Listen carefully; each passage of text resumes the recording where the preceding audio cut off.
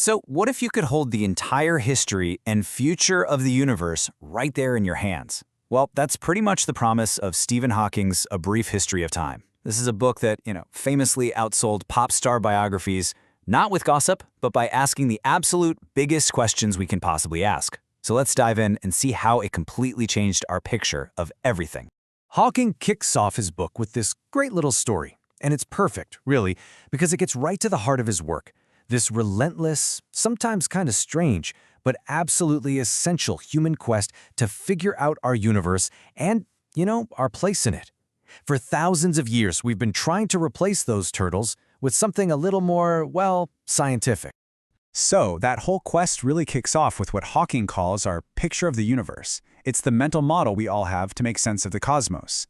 And for most of human history, that picture was pretty simple and honestly pretty comforting. It put us, humanity, right smack dab in the center of creation. And this, right here, this was the known universe for over 1,500 years. The astronomer Ptolemy came up with this beautiful, intricate clockwork of nested spheres, all carrying the sun, the moon, and the planets, and all of them orbiting a perfectly still Earth. It made sense, it felt right, the church loved it. And yeah, it also happened to be completely wrong. Then, way back in 1514, you get this guy, a Polish priest named Nicholas Copernicus, and he comes along with this just dangerously simple idea. He asked, what if the Earth isn't the center?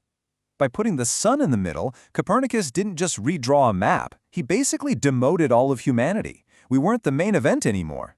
And a revolution in how we see everything had begun. And after that, the pace of discovery just explodes. I mean, think about it. It took us almost 2,000 years just to get from a round Earth to a sun-centered system. But after that, in just 150 years, you have Galileo and Newton completely rewriting the rulebook, showing us a universe that's not run by some divine whim, but by cold, hard, unbreakable physical laws. So this was Newton's universe. It was infinite, it was static, and it was held in this perfect, elegant balance by the force of gravity.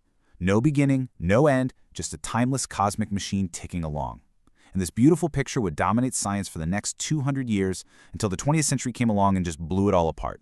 Right when we thought we had the universe all figured out, the 20th century came in and completely shattered Newton's clockwork dream. It replaced it with two brand new pillars of physics. And here's the crazy part. Each theory is unbelievably successful on its own, but when you try to make them work together, they just break. And this, right here, is the central crisis of modern physics. So on one side, you've got Einstein's general relativity, this beautiful, elegant, predictable physics of the very, very large. It governs planets, stars, whole galaxies. But on the other side, you have quantum mechanics, the super weird, bizarre, probabilistic world of the very, very small. Think of it like this. Relativity is a smooth, curved landscape. Quantum mechanics is like a pixelated, uncertain, jittery mess. They're describing the same universe in two totally different languages, and they completely contradict each other.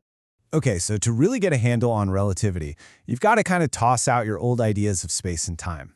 Einstein showed us that they're actually woven together into a single fabric he called space-time. In this diagram, the light cone, it shows a really simple but profound rule. Nothing can travel faster than light.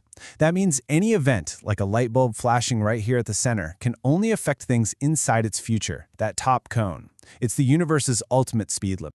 But then you jump into the quantum world, and things get weird. Reality itself is just blurry. The uncertainty principle tells us that there's a hard limit to what we can ever know. Imagine you're trying to pinpoint a firefly in a dark room. The more precisely you try to see where it is, the less you know about where it's going. It's not our fault, it's just how the universe works. At its core, it's not a sharp photograph, it's more like a shimmering cloud of possibilities. This idea of randomness, it really bothered Einstein. He famously said, God does not play dice. He could never accept that the fundamental nature of the universe could be governed by pure chance. But here's the thing. Quantum mechanics has been proven right again and again and again. It's the foundation of pretty much our entire digital world. The old dream of a perfectly predictable, clockwork universe was officially over. Okay, so now we've got these two incredible, totally clashing theories, but together they gave us the tools to aim higher than we ever had before. To finally start tackling the two biggest questions that have haunted us since the dawn of time. Where did all this come from, and how is it all going to end? So we discovered that the universe is expanding. Galaxies are all flying away from each other. Now here's the critical insight. If you literally run the cosmic movie in reverse, everything must have been closer together in the past. If you rewind it far enough, everything we see, every single galaxy, star, and atom gets crushed back into a single point of unimaginable heat and density. And that first moment of creation, well, that's what we call the Big Bang. And this is just a perfect example of the beauty of science. In 1965, these two scientists, Penzias and Wilson, were trying to get rid of some annoying static in their giant radio antenna. And no matter where they pointed it, they kept hearing this faint background hum. Well, that static turned out to be the leftover heat from the creation of the universe, the afterglow of the Big Bang itself. It was the smoking gun. So we've got the beginning of the story. But what about the final chapter? Is the universe just going to expand forever into a cold, dark, empty void? Or is gravity eventually going to win out, pulling everything back together in a fiery, big crunch? Well, the answer depends on a very delicate cosmic balance. So what you have is this giant cosmic tug-of-war. The momentum from the Big Bang is pushing everything apart, but gravity from all the matter in the universe is trying to pull it all back in. Now, right now, it looks like the expansion is winning. But, and this is a huge but, we can't find about 90% of the matter that should be out there. We call it dark matter, and until we figure out what it is, our ultimate fate is still a total mystery. And this is where our whole story really comes full circle. That clash between relativity and quantum mechanics, the mystery of what dark matter is, these aren't actually separate problems. They're all clues, and they're all pointing us toward the ultimate goal of physics, a single, final theory that explains it all. This is the Holy Grail, a theory of everything. It would be the single master equation that unites the physics of the very large, the cosmos, with the physics of the very small, the quantum realm. We're talking about a single idea, maybe an equation you could write on a t-shirt, from which all the other laws of nature would just emerge. But Hawking himself asks, what's the point of all this? Finding a unified theory probably isn't going to cure diseases or solve the energy crisis. It's a purely intellectual quest. So why bother? Why do we spend billions of dollars and dedicate entire lives to this search? And this is Hawking's incredible answer. We search not for any practical reason, but because it's just who we are. It's in our nature to look up at the night sky and wonder.